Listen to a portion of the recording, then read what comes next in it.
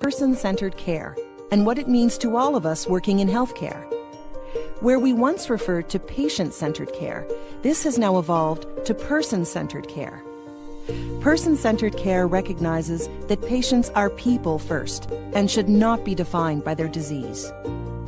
A person-centered health system helps people make informed decisions about managing their own health and care. It recognizes that the person's experience also takes into account their family members, caregivers, and providers. It includes deciding when to invite others to act on the person's behalf. And most of all, it acknowledges that a person lives with their condition 24/7, 365, not just the time they're seeing the healthcare team. There are 3 desired outcomes of a truly person-centric system. They include 1. A better overall experience with the healthcare system. 2. Greater satisfaction with the quality of care. 3. Greater likelihood of better health outcomes. This requires everyone in healthcare services to work in partnership to deliver care responsive to the person's individual abilities, needs, preferences, and goals. To achieve a person-centered approach to care, we need to promote patient engagement and activation. Activated patients are armed with the skills, knowledge, and motivation to participate as effective members of the care team to the extent that they are willing and able. An outcome of engaged and activated patients and caregivers is an improved patient experience. Now, not everyone in healthcare works directly with patients. If you don't, you may think that person-centered care doesn't directly apply to your work. But keep in mind that in a person-centric system, patient experience is defined as the sum of all interactions. These interactions influence patient perceptions across the continuum of care. They can be classified into 6 domains. 1. Respect for patients' preferences. For example, were family members in care? 2. Coordination and continuity of care. For example, did the patient know the next step in their care, or who to go to with questions? 3. Emotional support. For example, did the patient receive the information they wanted and needed on emotional and relationship changes?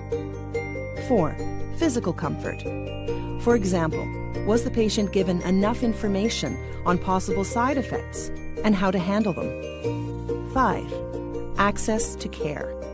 For example, what was the patient experience with their wait time for treatment? 6.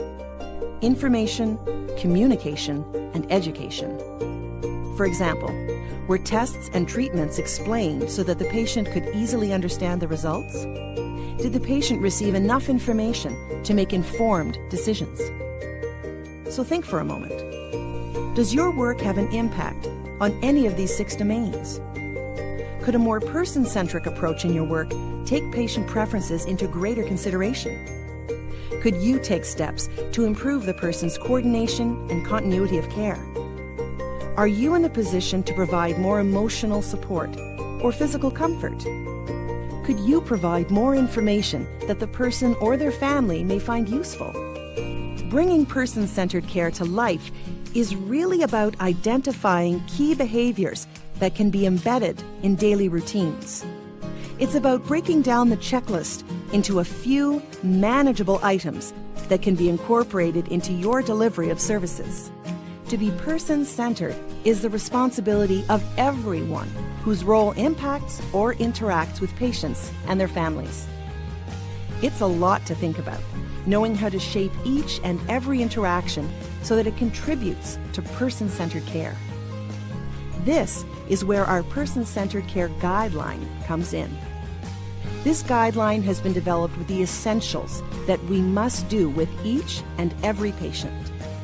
It includes 1. Knowing the patient as an individual. 2. Understanding the essential requirements of care. 3. Tailoring healthcare services for each patient. 4. Continuity of care and relationships. 5. enabling patients to actively participate in their care. By following this guideline, you will see a patient as an individual and focus on the whole person within the whole healthcare system.